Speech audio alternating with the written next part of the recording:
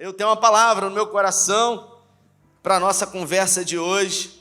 E se eu pudesse dar um nome, um tema para essa conversa de hoje. Deixa eu achar os bolsos aqui. Será que eu trouxe os bolsos, gente? Meu Deus, cadê meu iPad? Vê se ficou aí, Glautinho. Meus bolsos aí. Ah, tá aqui. Meu Deus. Graças a Deus. Não precisa abrir, não. O tema da nossa conversa de hoje é uma provocação. Se Deus é realmente bom, por que sofremos? É uma pergunta que intriga a muitos, afinal, coisas boas acontecem a pessoas não tão boas e coisas ruins são acometidas a pessoas que se denominam boas. Nós temos uma régua moral dentro de nós e com essa régua temos o costume de medir aquilo que somos e fazemos e também o outro. E em algum momento, diante dessa régua moral a ser utilizada, às vezes, irmãos, eu vou repetir, às vezes, Salomão, nós temos uma impressão de que existe injustiça, de que talvez Deus não seja tão bom como a Bíblia diz que é e como todos nós dizemos que é. Na minha caminhada sacerdotal, tive a oportunidade de estar na parte da manhã realizando celebrações fúnebres num sepultamento, e ali, diante de situações adversas, diante de perguntas que se tinham, eu lembro de uma jovem de 34 anos que eu fiz o velório dela, não conhecia, de uma irmã aqui da igreja, e ela me ligou desesperada, chorando muito, dizendo: a minha irmã morreu, pastor, e eu gostaria que o senhor desse uma palavra. E eu tenho certeza, pastor, no telefone, que Deus vai te dar uma palavra. E eu disse: amém, minha irmã, eu estarei lá. E eu liguei para alguns irmãos da igreja, que eram do grupo de PG dela, e eu disse: olha, a irmã de fulano morreu, vocês devem estar sabendo, eu queria saber algumas informações, e as pessoas disseram para mim: pastor, é uma tragédia. A irmã dela, com 34 anos de idade, casada, uma filha linda, uma vida cheia de sonhos e projetos, acabara de tirar a sua carta de habilitação, que era um sonho para ela. Mas na noite de ontem, ao estar em casa, depois de um dia de trabalho, com a sua família, ou melhor, com a sua filha e a sua irmã, jantando, se engasgou com um pedaço de carne e morreu asfixiada. E eu confesso que quando parei o meu carro no estacionamento do cemitério Santa Isabel, eu ali no carro, eu falei: Senhor, me dá uma palavra, porque a irmã dela já colocou um peso sobre mim, dizendo: eu tenho certeza que o Senhor vai ter uma palavra.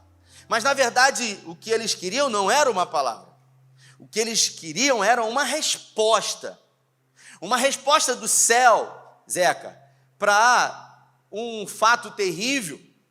E quando eu cheguei lá, eu me lembro que as pessoas, logo que me viram, disseram: pastor chegou, o burburinho, o pastor chegou, e cada vez que eu ia, eu sentia o peso. Meu Deus, eu vou falar o que aqui?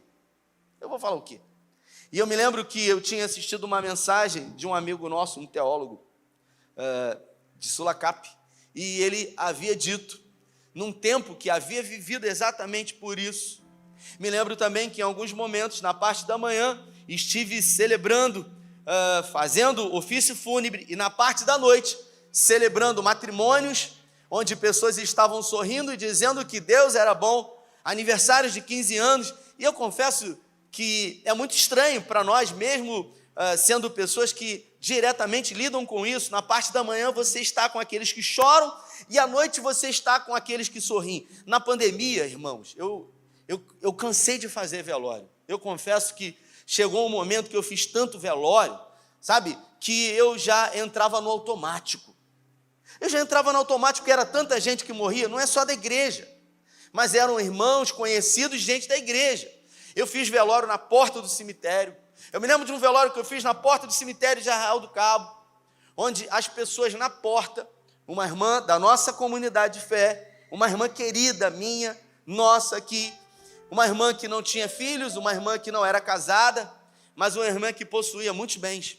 Ela havia deixado 20 e poucos imóveis, e quando chegou na porta, uma pessoa disse: essa mulher, ela é uma mãe para mim. Ela era uma mãe, e começou a gritar, e gente filmando. E o outro disse: ah, não, ela me criou, ela me adotou. E as pessoas estavam muito mais preocupadas com o que iria vir depois do sepultamento, ou seja, com os bens. Se ela morreu, para alguém precisa deixar, não tem esposo, não tem filhos. E ali eu realmente presenciei, sabe, a humanidade das pessoas esvaindo o interesse próprio. E eu falei: meu Deus, que loucura. Quando cheguei naquele velório, eu disse exatamente aquilo que eu havia ouvido de um pastor um dia. Eu falei: eu acho que Deus não é bom. Eu acho que Ele não é bom, porque se Ele realmente fosse bom, Ele não permitiria que isso acontecesse com essa pessoa. A irmã estava debruçada no caixão, exatamente nessa posição, gritando: ah, a culpa é minha, a culpa é minha, a culpa é minha. E quando eu comecei dando boa tarde para as pessoas, ela estava alienada, em transe ali, gritando: a culpa é minha, a culpa é minha. E eu comecei com as minhas palavras, e ela: a culpa é minha, a culpa é minha. E no exato momento que eu disse: Deus não é bom, ela parou, olhou para mim e me deu toda a atenção, e eu disse: porque se Ele fosse bom, isso não teria acontecido. Mas ao mesmo tempo, em alguns momentos, pessoas estão celebrando o matrimônio dizendo que ele é bom. Então, se estamos diante da morte, dizemos que ele é mau. Então, Deus é mau quando coisas ruins acontecem, e Ele é bom quando coisas boas acontecem. Nós somos tendenciosos a sempre lidar com esse tipo de coisa e acreditar naquilo que os nossos olhos veem. E eu me lembro que o Luiz Felipe Pondé, um dos filósofos mais conhecidos do Brasil, resolveu entrevistar um teólogo muito conhecido no Brasil, e falava-se sobre o crescimento exponencial do ateísmo no Brasil. E de repente o Pondé se dirige para o teólogo e ele diz: como você vê o crescimento exponencial dos ateus no Brasil? E o teólogo, com muita sabedoria, disse: eu acredito que quanto mais ateus, melhor será para o evangelho, porque afinal de contas, Deus não existe. O Pondé levantou a sobrancelha e disse, deu um sorriso como quem diz: interessante isso. E ele disse: porque a existência, ela precisa de alguma forma ser alvo de contestação, de papabilidade. Deus não é alvo de contestação e nem de papabilidade, porque Deus não existe, porque a existência, ela é condicionada a um início, ou a um meio, ou a um fim. Deus não existe, Deus é. Deus está além da existência. Deus está para além da nossa compreensão humana. Por isso, uma das principais prerrogativas para ser Deus é não ser compreendido na sua totalidade. Por isso, Paulo, parafraseando aquilo que Isaías declara, ele diz no capítulo 11, quem compreendeu a mente do Senhor? Quem foi o seu conselheiro? Quem deu conselhos a Deus? Seria Gabriel? Seria Miguel? Seria algum anjo ou algum arcanjo ou algum ser celestial? Quem compreendeu a mente do Senhor? Quem foi o seu conselheiro? Quem primeiro deu a ele para que ele pudesse ser restituído? Porque dele, por meio dele e para ele são todas as coisas. Glória, pois, a ele eternamente. Amém. Como eu disse, uma das prerrogativas para ser Deus não pode ser compreendido na sua totalidade, por nada e por ninguém. Isso quer dizer que jamais compreenderemos Deus.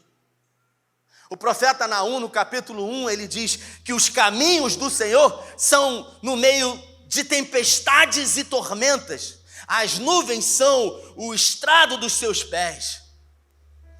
Quem constrói os seus caminhos em meio a tempestades e tormentas? Se você está em meio a uma tempestade, e uma tormenta, é possível afirmar que, talvez, esse caminho seja um caminho de Deus.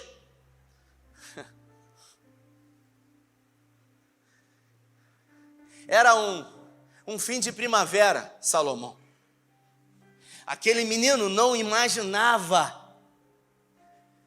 mas com 3 anos de idade, já era o terceiro abandono que ele havia sofrido na vida. Afinal, com 8 meses de nascido, a sua mãe e o seu pai decidiram ir embora. E agora, aquele menino com 3 anos, sobre os ombros do seu irmão de criação, estava se dirigindo a um velório daquele que seria o seu pai, que morreu com 51 anos de idade, de infarto do miocárdio. Aquele menino sofre o terceiro abandono, no grau número 1, segundo a psicologia, número 1. Mas os planos de Deus não podem ser frustrados. Decepções, frustrações, medos, complexos de inferioridade, busca por caminhos que talvez pudessem levar a ele a respostas que vinham à sua alma diante dos abandonos que ele sofreu nas drogas, na prostituição, no envolvimento relacional com mulheres. Ele tentou encontrar a paz e a alegria, até que um dia Deus ele resolve se revelar através de alguém, porque Deus sempre usa alguém. Um convite foi o suficiente para que naquele dia eu levantasse a mão para Jesus e ele dissesse nesse ouvido aqui: Rafael, eu sou para você a mãe que foi embora. Eu sou para você o pai que não quis ser o seu amigo. Será que diante da adolescência eu poderia afirmar categoricamente, porque muitas foram as vezes que eu perguntei: será que tu realmente existe? Eu me lembro que passava muito pela minha cabeça a ideia de que as crianças desciam do céu, sendo enviadas pelos anjos, e em algum momento numa fila, os anjos diziam: pode descer, você vai ter um pai e uma mãe, você vai ter um pai e uma mãe, você vai ter um pai, você vai ter uma mãe, você vai ter um pai e uma mãe separado. E quando chegou a minha vez, é como se eu tivesse ouvido: você não vai ter pai e não vai ter nem mãe, você não vai ter nada. E por muitas vezes eu questionei a existência de Deus, eu questionei o amor de Deus, eu questionei a bondade de Deus. E eu me lembro que quando eu me converti, uma das principais crises que eu vivi foi reconhecer Deus como pai. Afinal, a figura, o arquétipo de pai era algo inimaginável para mim, abominável, porque a figura de pai representava a ausência, representava a negação, representava não o ódio. Tem muita gente, Salomão, que acha que o oposto do ódio, do amor, é o ódio. Tem gente que acha que o oposto do amor é o ódio, mas não é, porque quem ama, sente. Quem odeia, sente também. O oposto do amor é a indiferença. É quando não faz mais sentido para você. Você não sente mais absolutamente nada. Porque é possível, dentro de uma relação, ora amarmos e ora também odiarmos, diante de situações que acontecem nas nossas vidas.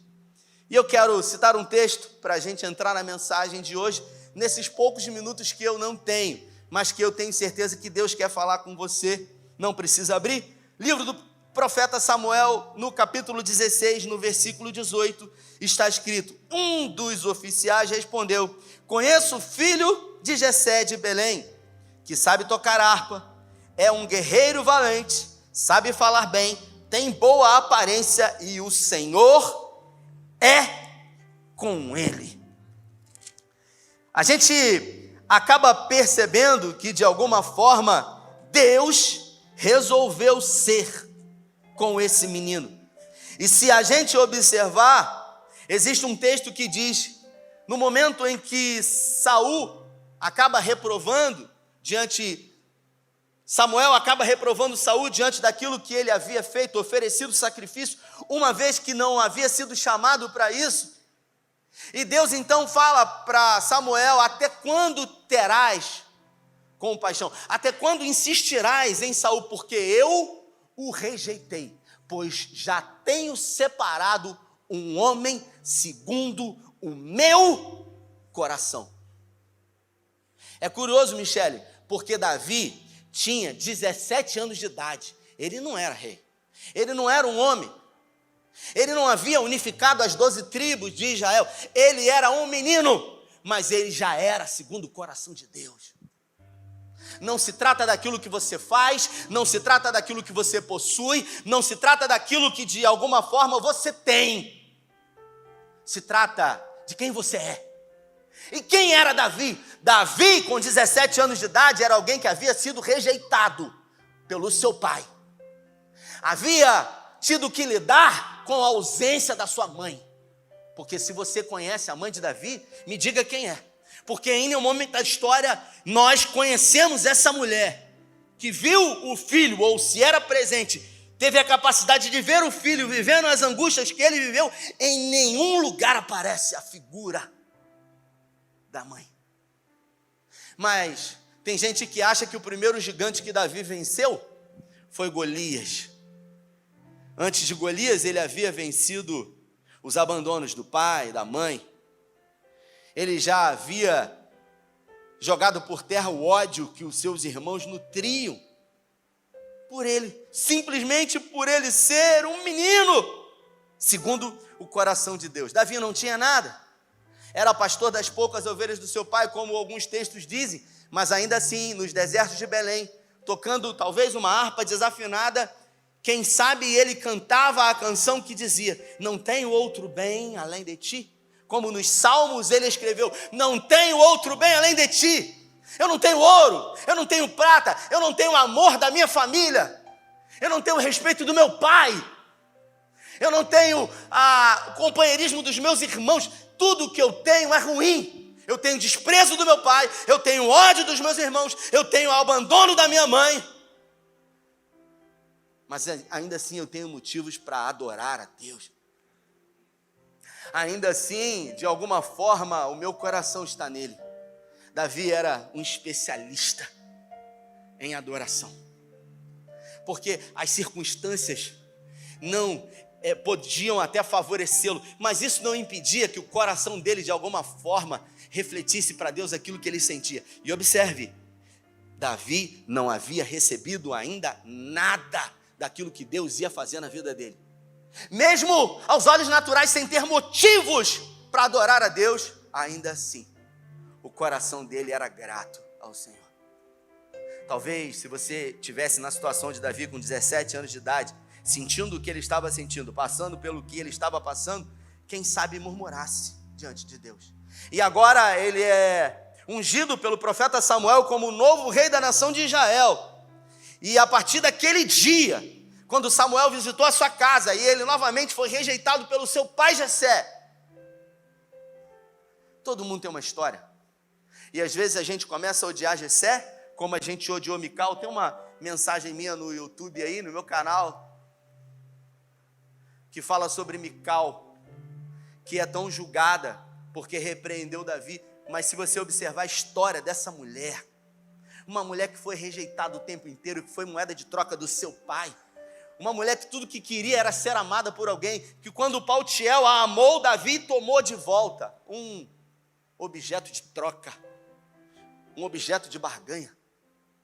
E a Bíblia não fala, mas se analisarmos a história de Jessé, com certeza vamos entender o porquê da sua relação com Davi. Quem sabe, se observarmos a história de Davi, na sua relação com Aminon, na sua relação com Absalão, na sua relação com as suas esposas, vamos entender exatamente como ele refletiu exatamente aquilo que ele viveu. Davi, ele não teve o homem segundo o coração de Deus. Deus disse: esse aqui é o modelo, esse aqui é o exemplo. Mesmo sendo o maior e mais importante e adorado rei da nação de Israel, eu estive em Israel, e dentro de Jerusalém existe um túmulo apenas. A única pessoa que foi enterrada dentro foi Davi. Para você entender como ele é venerado pelos judeus. Homem segundo o coração de Deus, mas ainda assim um péssimo pai. Um terrível marido. E por quê? Porque não conseguiu ressignificar. Porque em algumas áreas ele era uma bênção, em outras, uma maldição. Porque só é importante para Deus resolver aquilo que é importante para você querer que Ele te ajude a resolver. Enquanto a gente decide guardar e esconder, a gente pode continuar vivendo a vida. E o texto diz que ele foi ungido. Sabe o que aconteceu no outro dia? Repita comigo bem forte: nada. Nada. Foi uma oração, uma revelação, um óleo desceu e nada aconteceu. E agora ele visita os seus irmãos no acampamento e ele vê o gigante. E ele diz: quem é esse incircunciso? E ele, com coragem, ele decide derrubar aquele gigante. E ele vence o gigante. Algumas correntes teológicas dizem que ele pegou 4 pedras no ribeirinho de Davi. Ou melhor, 5 pedras. E algumas correntes dizem Salomão, porque Golias tinha 4 irmãos, gigantes como ele. Ele tinha 2,90 metros de altura.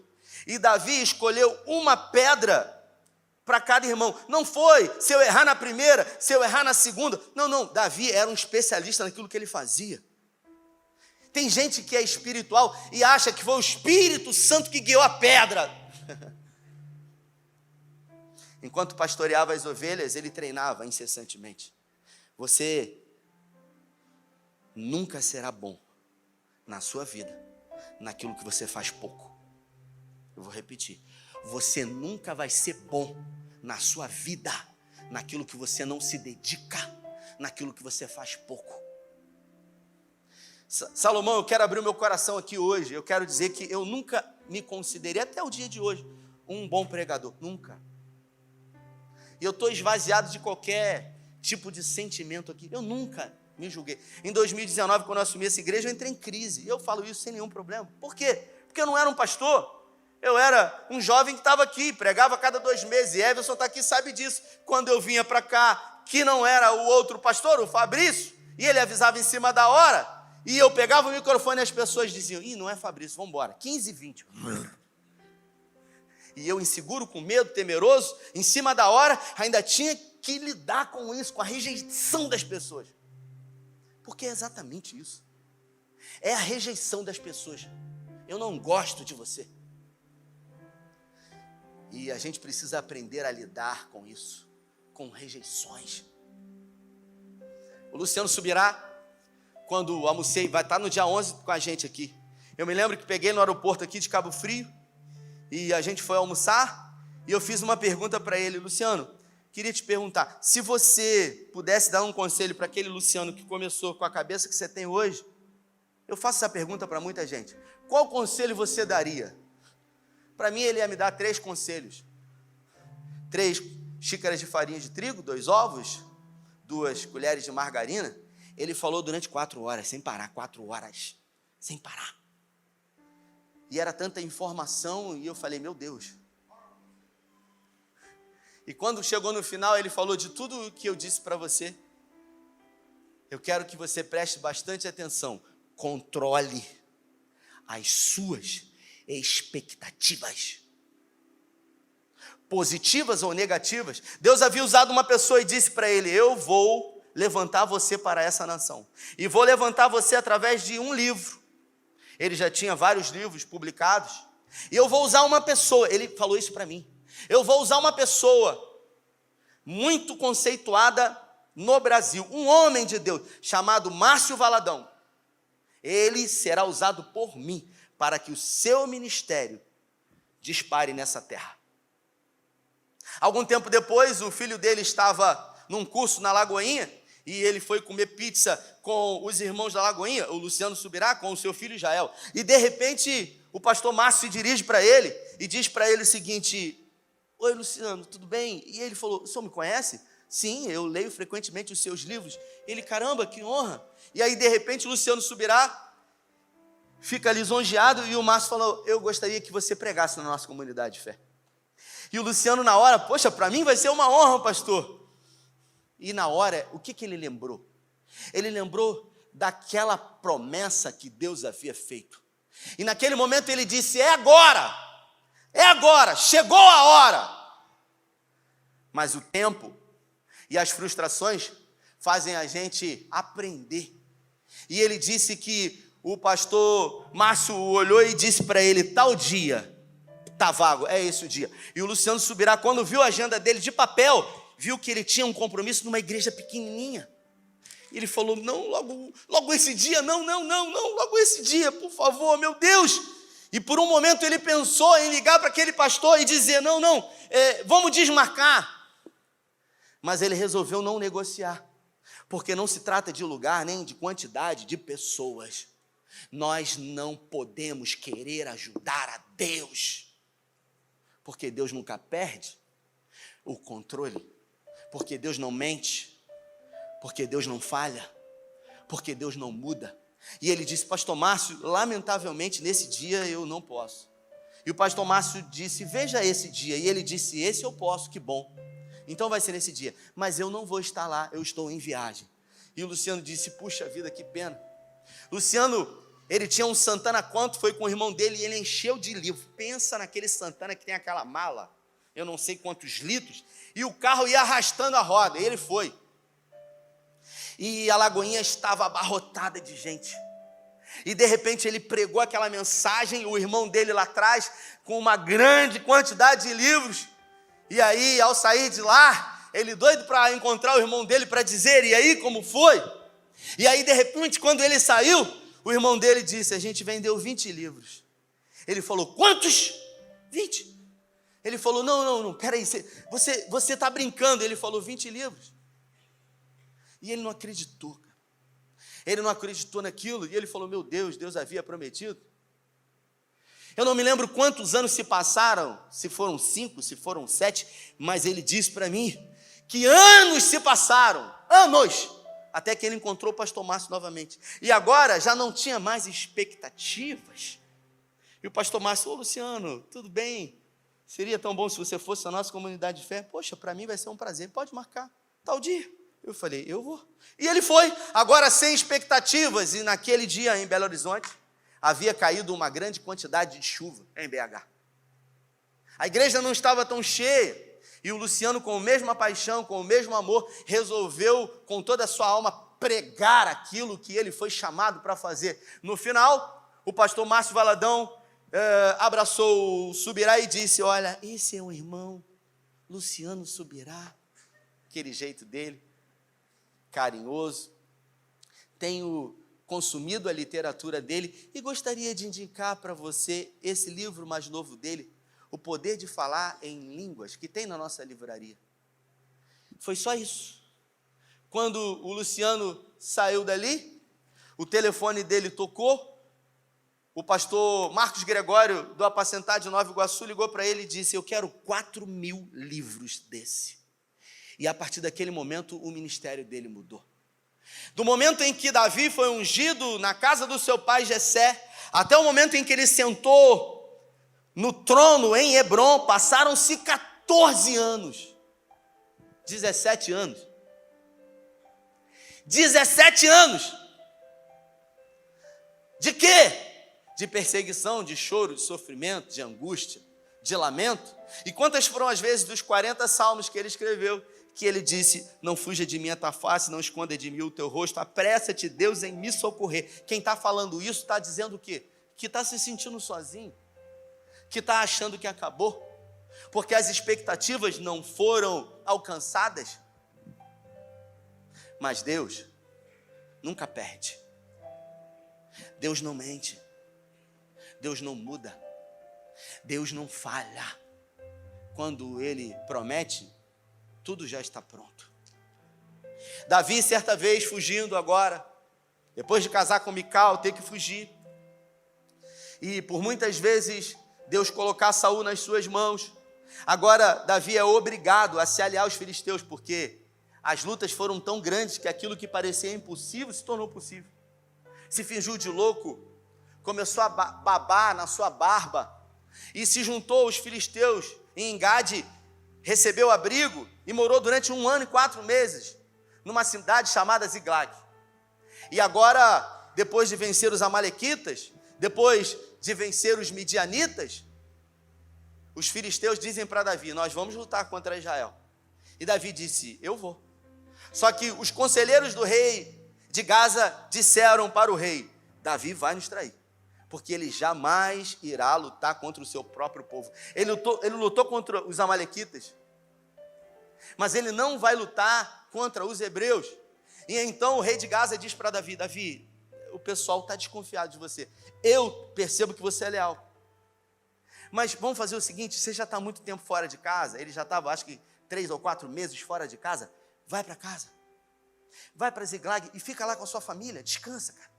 Curte um pouco os seus filhos. E quando ele está chegando em Ziglag, ele vê a fumaça e a cidade incendiada, totalmente destruída. Os amalequitas haviam passado por ali e levado todo mundo como escravo.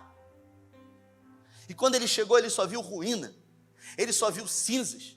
As mulheres de Davi foram levadas, os filhos de Davi foram levados, os bens de Davi foram levados. E ele podia perguntar: Senhor, o Senhor mentiu para mim. Mas ele não fez isso. Os amigos de Davi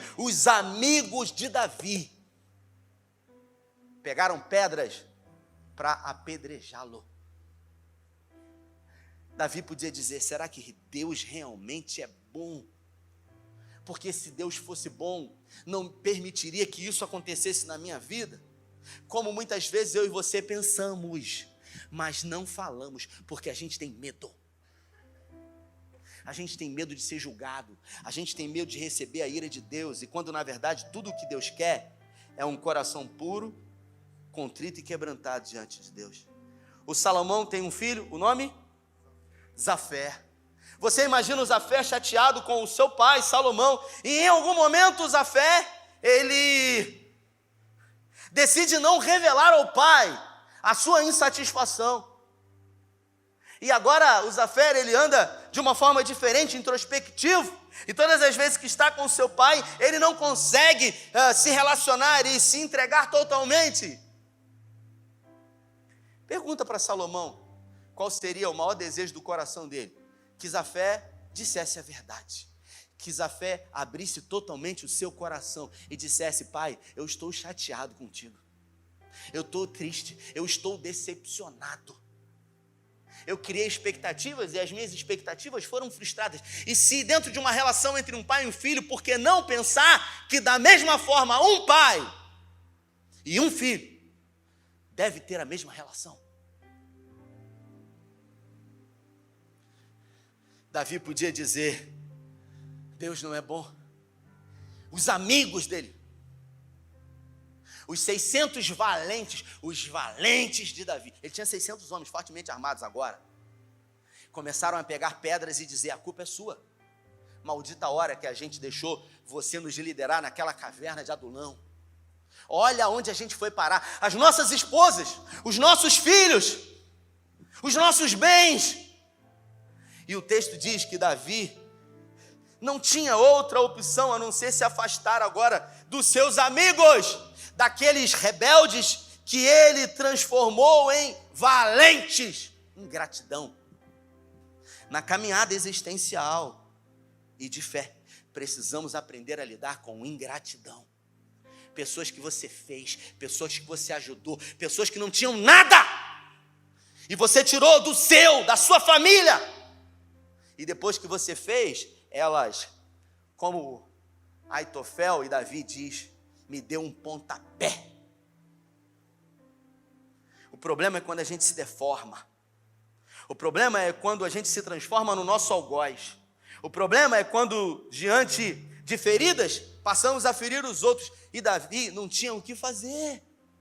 Davi não tinha o que fazer. E o texto diz, depois você lê em casa, que diante do abandono do seu próprio povo, da ingratidão de Saul, que havia livrado ele de ser morto por Golias, de ser subjugado pelos filisteus, de perder tudo, Davi é um especialista em ser uma alma sobrevivente. Davi agora o texto diz, e não tendo amigos, e não tendo ninguém, o texto diz, isso para mim é lindo, e Davi se reanimou no Senhor. E Davi, em algumas traduções, se recreou no Senhor. Ele buscou forças em somente quem podia dar forças para ele, no Senhor, o autor e consumador da sua fé. Talvez você se sinta sozinho, talvez você nos últimos dias tenha tido que lidar com a ingratidão de pessoas, a ingratidão de irmãos, de pessoas que você jamais imaginou que iriam apunhalar você, porque facada a gente toma de quem está perto, Salomão, porque quem está longe pode dar tiro, não precisa estar perto.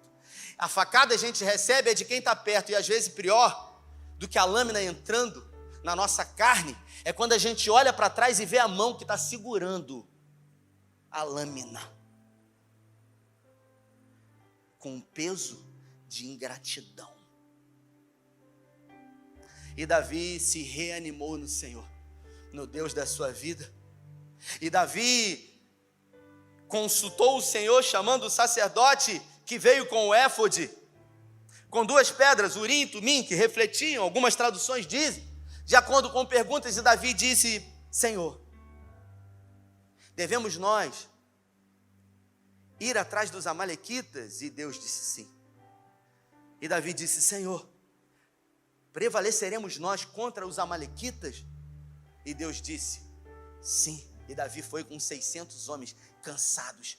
Os caras estavam 3 ou 4 meses já em campo de batalha. E eles andaram, cansados. Até que num determinado ponto, eles encontram um etíope que estava morto, ou praticamente moribundo, à beira da morte. O seu senhor havia largado o seu escravo, que se tornou um peso da caravana dos amalequitas. E Davi então se dirige para ele e diz, quem é você? E ele disse, eu sou um etíope.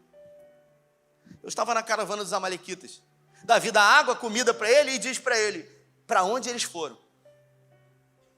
E 200 homens, dos 600 homens de Davi, dizem para Davi, Davi, a gente não está aguentando mais, cara. A gente está muito cansado, a gente está exausto, Davi. Não temos condições de avançar. E Davi tem que lidar com a desistência de pessoas aliadas a ele.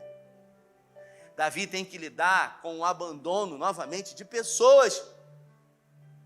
Davi tem que lutar por pessoas que não querem lutar. Davi pede para que eles fiquem ali.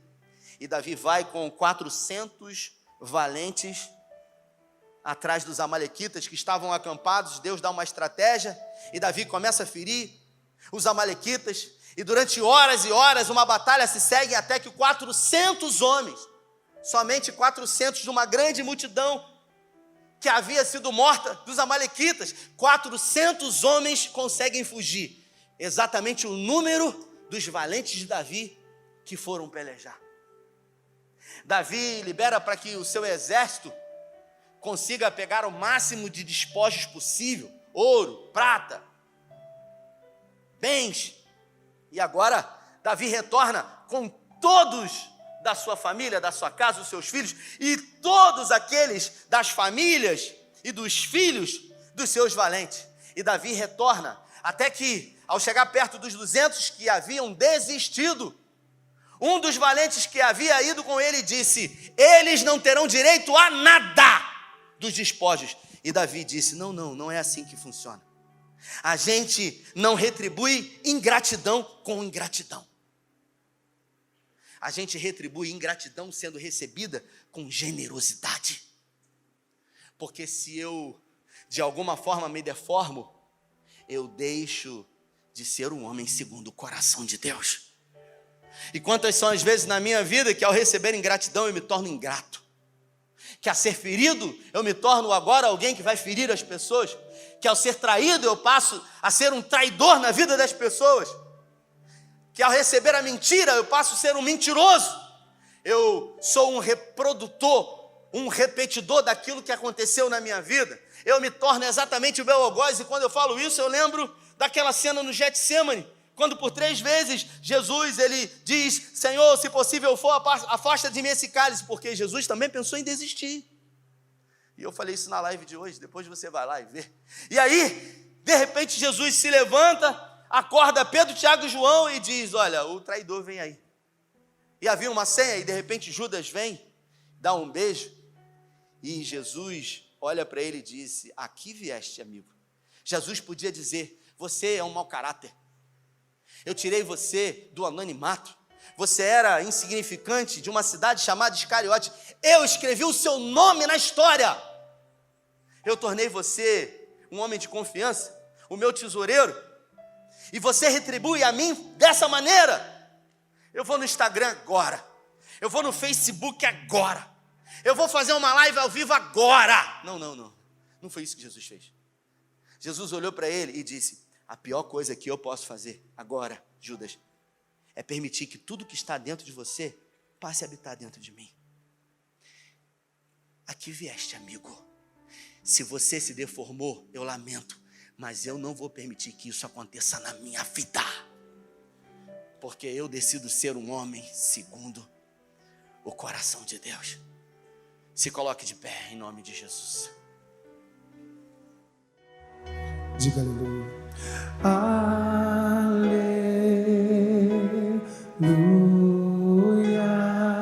Às vezes as pessoas têm uma ideia,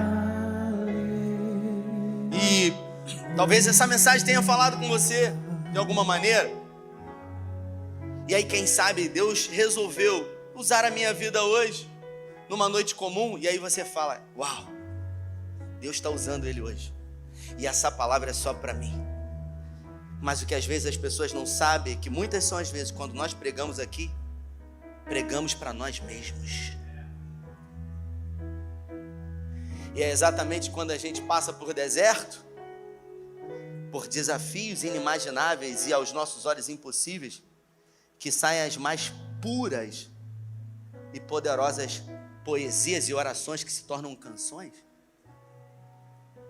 Porque aquilo que a gente olha é exatamente aquilo que a gente quer ver. Eu quero orar com você. Você que veio aqui hoje, e o Espírito Santo e não eu.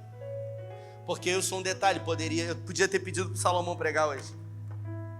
Eu podia ter pedido para o Glautinho pregar hoje. E se você quer saber, sinceramente, eu não preparei nem mensagem para hoje. Eu sentei ali durante 10 minutos e eu escrevi isso aqui. Porque o meu coração está cheio de Deus, cheio da presença dEle. Se o Espírito Santo falou com você e não eu, e de alguma forma você precisa se reanimar no Senhor, você precisa se recrear nele. Eu queria que você saísse do seu lugar enquanto o Flávio vai adorar essa canção. Eu quero orar com você. Se faz sentido para você, somente se faz sentido para você. Minha canção. Nós vamos orar. Pai, é no nome de Jesus que eu quero colocar a vida de homens e mulheres que vieram aqui. Pessoas que foram alvo da Tua graça nessa noite. Pessoas que foram alcançadas pelo Teu Espírito Santo. Pessoas que o Teu Espírito Santo foi onde as minhas palavras não podem ir, dentro da alma, do âmago, do ser. Em guetos existenciais da alma. Diante de frustrações, de abandonos, diante de ingratidão vivida e sofrida, de traições por pessoas que muito amou, por pessoas que muito entregou, se deu, fez, mas que lamentavelmente foram feridas, decepcionadas. E isso fez com que eles desistissem, ou ficassem pelo caminho, pensassem em desistir, saíssem da posição. Pai, em nome de Jesus, hoje eu peço que, assim como Davi, que diante do abandono de uma vida sofrida, decidiu se reanimar no Senhor, hoje aqui, naquilo que representa o Teu altar, nós nos reanimamos no Senhor. Nós buscamos forças onde somente pode nos dar força. A regra número 1 do buraco é: pare de cavar. Se você está no buraco, pare de cavar. Porque a partir do momento quando você para de cavar e olha para cima, é de lá que vem socorro. Porque o meu socorro vem do Senhor que fez os céus e a terra. É dele, é por ele, é para ele todas as coisas. Eu declaro sobre a sua vida toda raiz de amargura, todo ressentimento, sente e ressente. Eu declaro agora um fim para isso. Eu declaro agora toda raiz de traição, de decepção. Eu declaro agora aquilo que você acredita ser uma maldição hereditária, que a cruz tomou para si. Tudo isso. Eu declaro agora homens e mulheres. Eu declaro agora mentes livres para viver aquilo que nunca viveram, para desfrutar no Senhor daquilo que ainda não desfrutaram. Eu declaro um novo tempo na sua vida, em nome do Pai, do Filho e do Espírito Santo de Deus. Se você crê, dê a melhor salva de palmas ao Senhor. Vai em paz, Deus te abençoe, valeu!